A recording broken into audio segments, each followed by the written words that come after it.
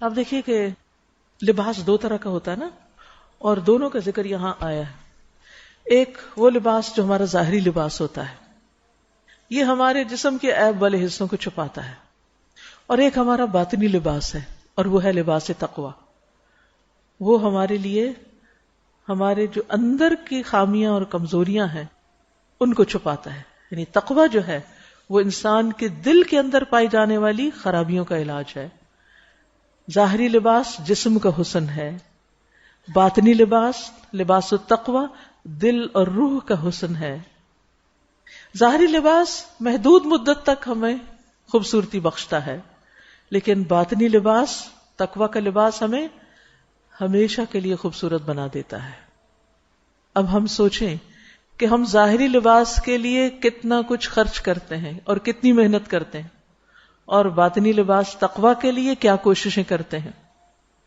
ہم سب کو صرف ظاہری لباس پر ہی نہیں جانا چاہیے، بلکہ تقوی کے لباس کی فکر کرنی چاہیے، اپنے دلوں کو تقوی سے مزین کرنا چاہیے۔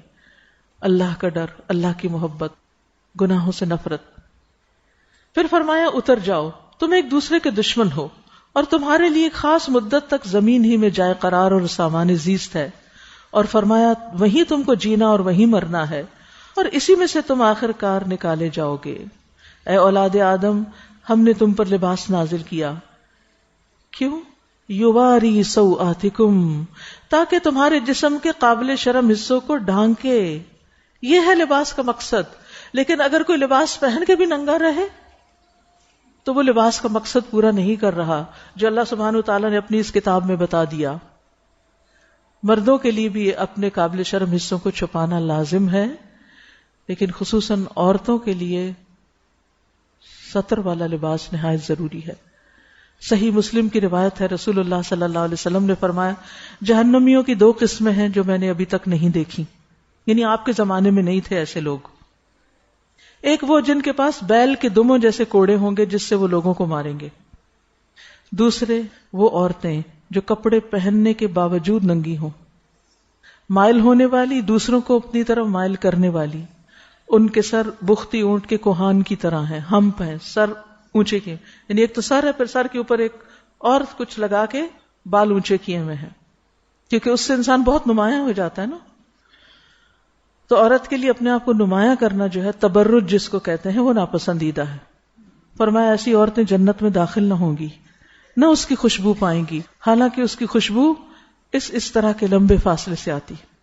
تو ہم سب خواتین کو اپنے لباس کا جائزہ لینے کی ضرورت ہے کہ کہیں ایسا تو نہیں کہ وہ اتنا ٹائٹ ہے کہ ہم پہن کے ننگے ہو رہے ہیں، سارے فگرز ایک ایک کر کے نمایاں ہو رہے ہیں، یا پھر وہ لباس اس طرح کا ہے کہ اسے پہن کے مثلاً یہ کہ گلے کا کٹ اتنا بڑا ہے کہ جو چھپانے والا حصہ وہ ظاہر ہو رہا ہے، یہ اتنا باریک ہے کہ اس میں سے سب کچھ جھلک رہا ہے، یا اتنے ٹائٹ پجامے ہیں کہ اس سے ساری لیگز کی شیپ نظر آ رہی ہے۔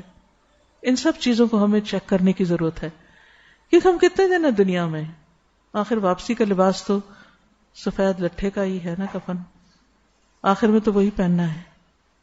اور قیامت کے دن تو سبھی ننگے اٹھیں گے، کسی کو کسی کی طرف دیکھنے کی ہوش نہیں ہوگی، اور وہاں جو چیز کام آئے گی وہ تقوی کا لباس ہے۔ تو لباس کی دو غرض یہاں بتائی گئی ہیں کہ تمہارے جسم کے قابل شرم حصوں کو ڈھانکے، اور تمہارے لیے جسم کی حفاظت اور زینت کا ذریعہ بھی ہو، اور بہترین لباس تقوی کا لباس ہے۔